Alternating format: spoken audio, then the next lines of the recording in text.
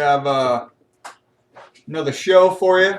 We call it Fitz fucking Sports News, whatever you want to call it. Give you some of what's going on in the leagues going around. We're going to start with 2K. Kind of just wanted to talk about the top 3 guys I thought to start the young season, kind of, put themselves above and beyond everybody else. We're going to start with who my number 1 is, and that's just for simply because he's averaging a double-double, and he's doing it while scoring 40 points a game. Steph Curry. He's got over 40 points a game and 10 assists. That's just nice to me. They're not playing very well. He's only 1-2 in the 3 games, which tells me maybe he should get those assists up just a little bit more and not score so much with Curry. I mean, it's working for Curry. It's not so much working for the team. My number 2 guy, Donovan Mitchell, he might be my number 1 just because the team is playing pretty well right now. I guess over 500, which might get you in the playoffs, I would assume. Donovan Mitchell, 44 points, 8 assists per game. They're 12-9. It's not great as far as overall records, but those are phenomenal numbers. Donovan Mitchell is one of my favorite players in the NBA right now in real life, so it's good to see that he is just simply balling out. And LeBron is my 3rd. It's kind of the ageless wonder. 40 points, 9.8 assists per game, and 4.8 rebounds per game. They're 4-1, so he needs to play some more games. But geez, that's MVP type stuff. If he can keep that winning percentage the way it is. If you're winning 4 games every time you lose 1, you're in good shape. Really good shape. My top 3 teams.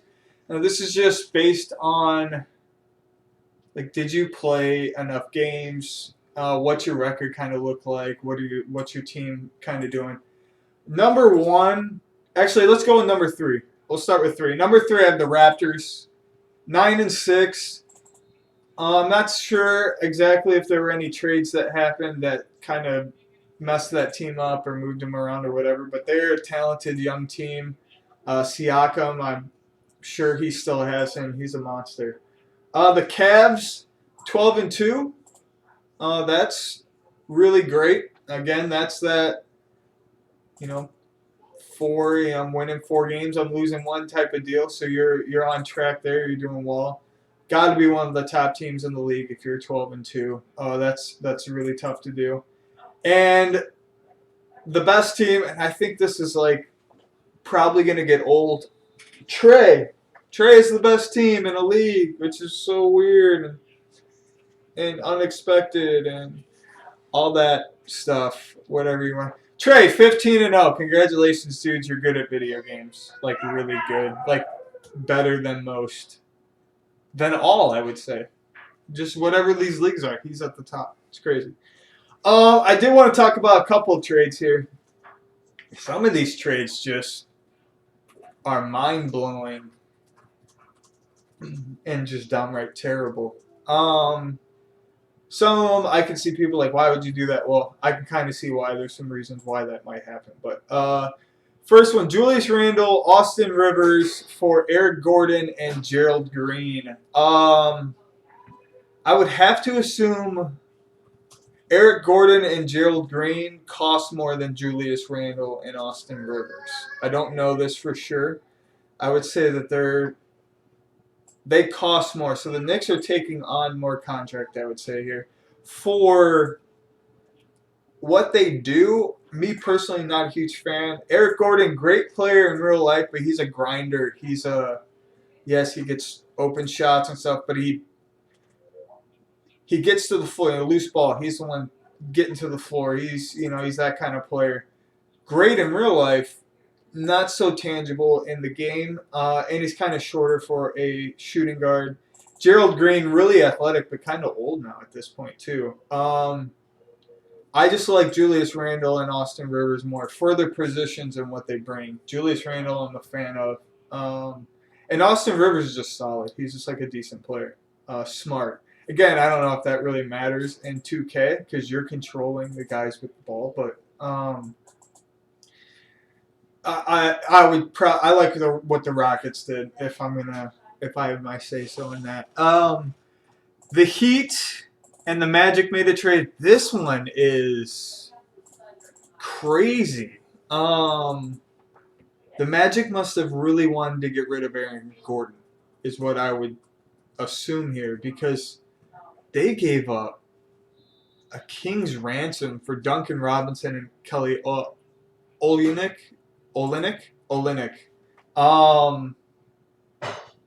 Yeah, so to me, Magic, like, you got two great players, or two good players. I really like Duncan Robinson, his three-point shooting ability. You kind of need that. It's next level, 92, 93, whatever it is up there. In the 90s, that's like next level. That's great to have. But, man, I don't know. We'll see. Time will tell. But first and second round pick, unprotected, Dwayne Bacon and Aaron Gordon. Like, come on. Gave up a lot.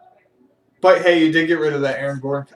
You know what? The more I'm talking about this, the more I'm looking at it, the more I'm kind of not hating it. Duncan Robinson, I don't think makes that much money currently and can shoot the lights out. Yeah, you know what? This isn't... It's the first and second unprotected is kind of... Whew. Because they're also getting Aaron Gordon, whether they're getting his contract or whatever, too. But, I don't know. That's a lot. This one, I really like this one for the Mavericks. Spencer Dinwiddie and Chris Chiosa. In exchange for Jalen Brunson. They're getting that, yeah, in exchange for Jalen Brunson and Dwight Powell. Again, just I'm going to favor towards the Mavs in that one. For my fourth one, Pacers. My boy Grady, I think, is the Pacers. And Jazz. I don't know who the Jazz are. But, I mean, I like Miles Turner, so I wouldn't have, wouldn't have necessarily got rid of him. But I understand if you don't like him, it's a bigger contract, get rid of it. But I don't really like what you got, Rich. Honestly, just kind of older players that I don't think are like amazing. But that's just me. That's it for NBA 2K. Those are just kind of my thoughts on that. Want you to stay tuned for this commercial. These paid sponsors. These sponsors did not pay for anything for this show. We'll see you after this.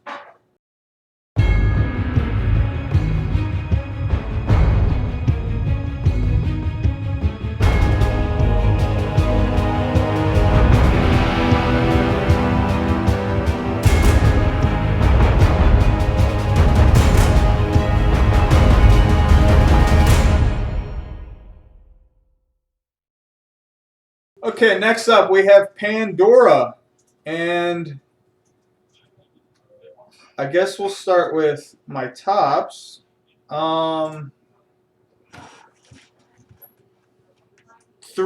I'm going to go 3. I have like a power 3. I'll go 3. Okay, that's it. Cowboys 11-3. They're in the NFC, which in my thing, oh, that looks good. In my thing, the NFC is tougher in Pandora. Grady's in there.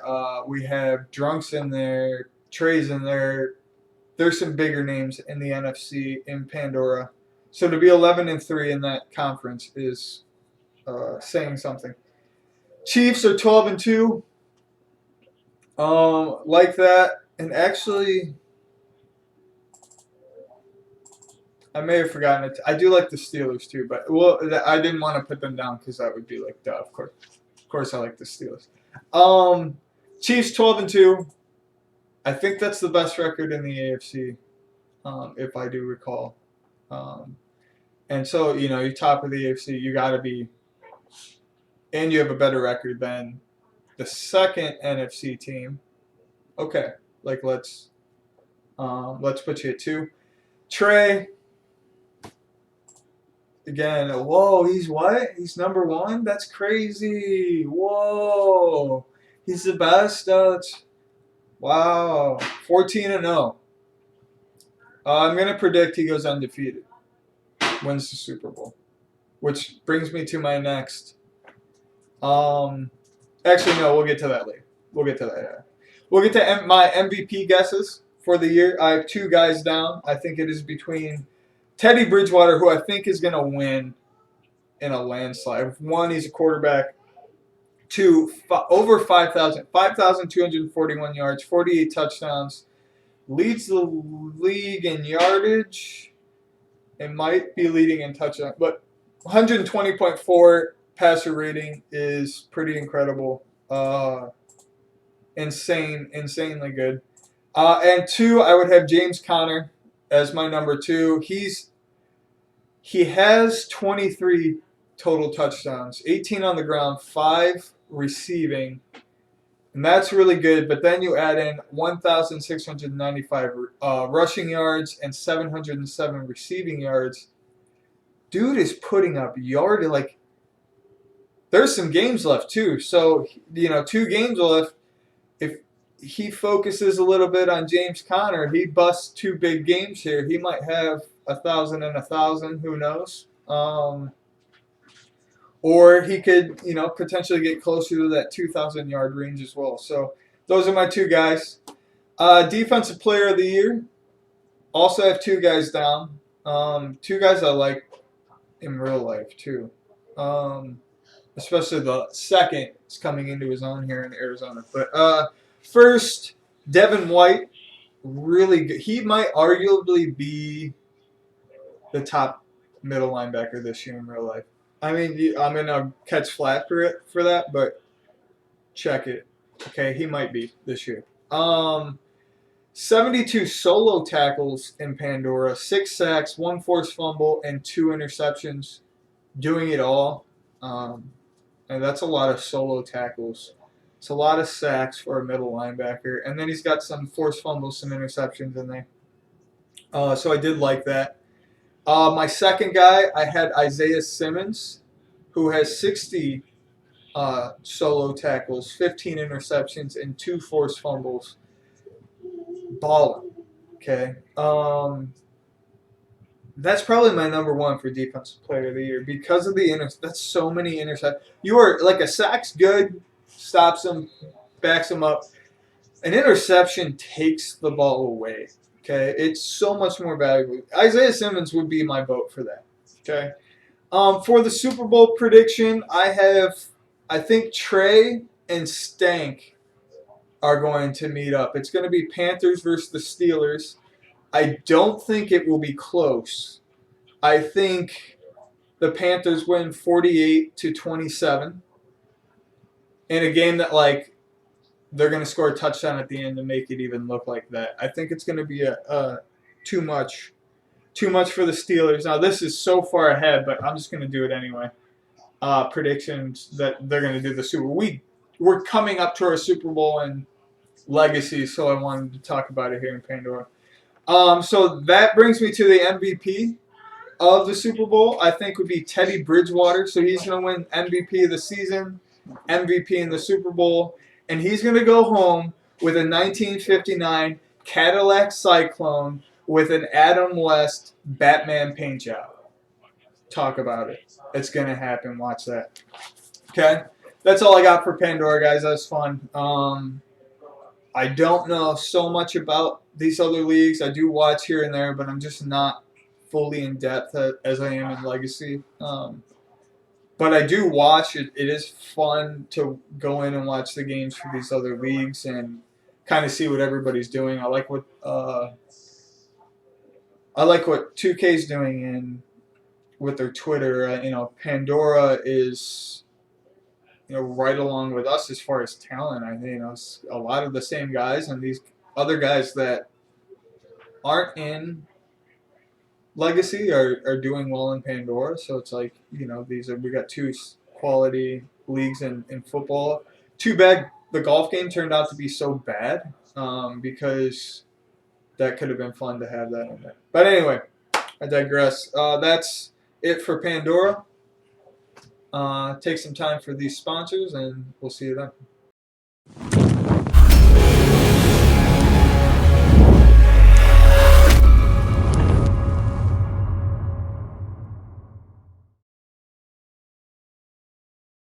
Okay, last, certainly not least, we have Legacy in the Madden world of simulation. Currently, we have the Bears and the Seahawks 7-6. Okay. This is what I will say about both of these teams. Defense is their fuel. If they're gonna do well, it's because of their defense. That's gonna get them there for sure. A little inconsistent on offense at times, and I think that without their defense, they wouldn't be where they're at. I played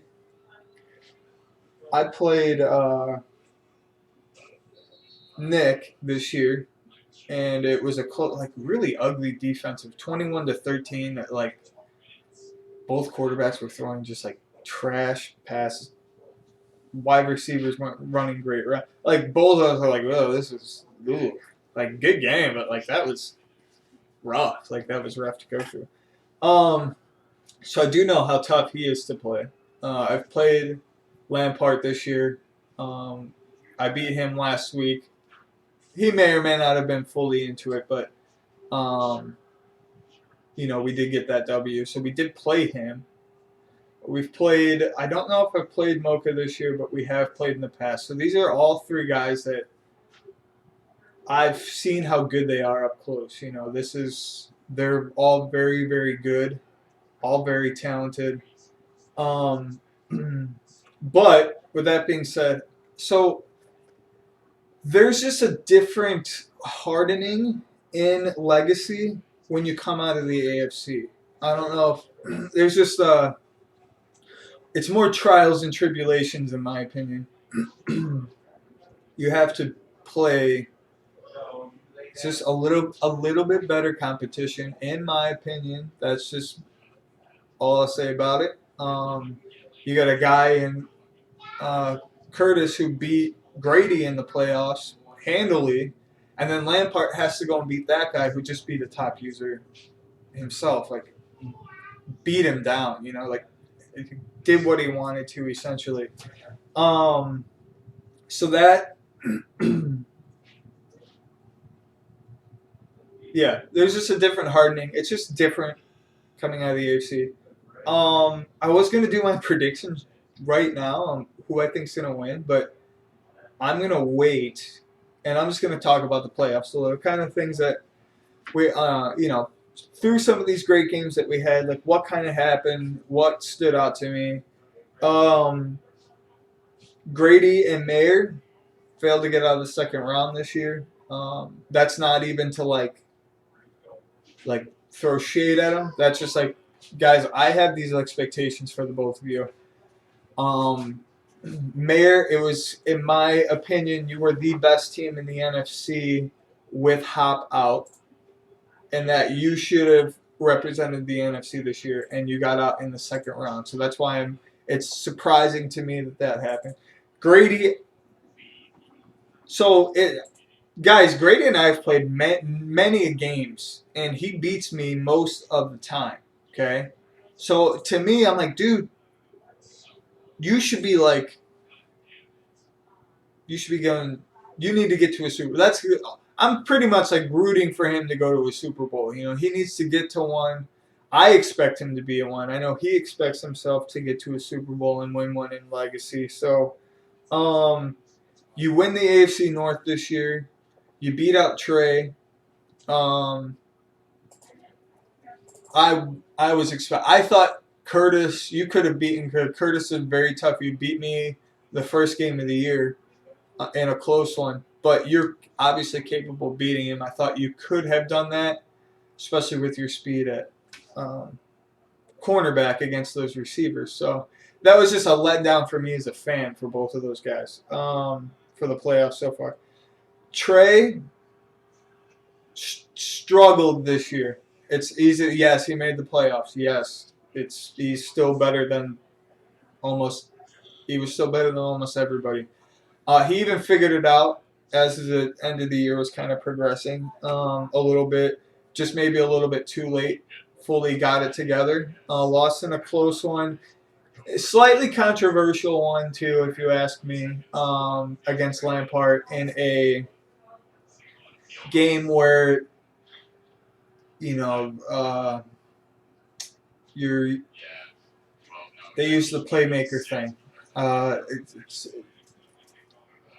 It appears to me that I think we have talked about this in the commission chat, actually. We have talked about this, looking at that rule, because, yes, it's very sim for me to take a player and point him and tell him to go, but the defense is seeing me point to him and is able to kind of react or maybe go with him, maybe. You know, like, yes, the receiver might make that play or whatever, it's going to happen, but the defender has a different shot at making something happen than Madden allows them to have.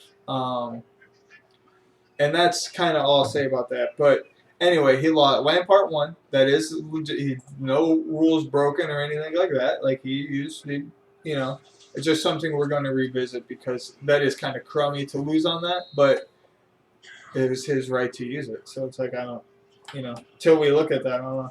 And then Brian made a return to the playoffs, which is awesome. We were really hoping he was going to stay and stick around. He chose not to, which is fine, you know.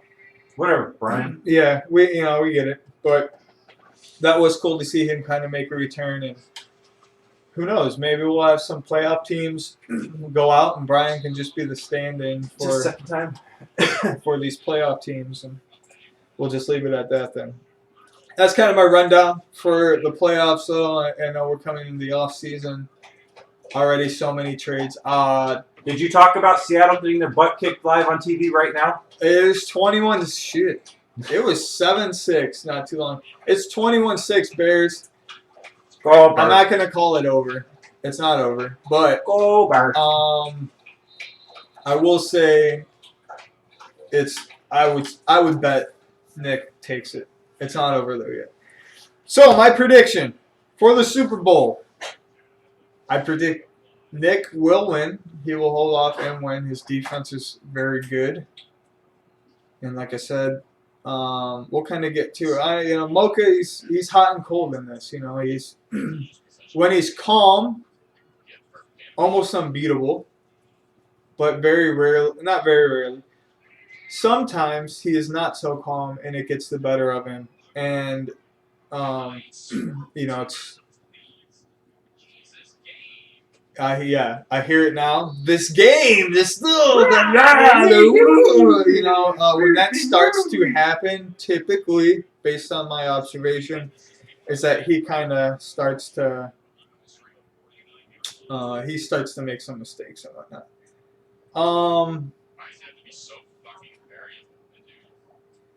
So I do think Nick's gonna win in this one. So it's gonna be I got Raiders versus the Bears.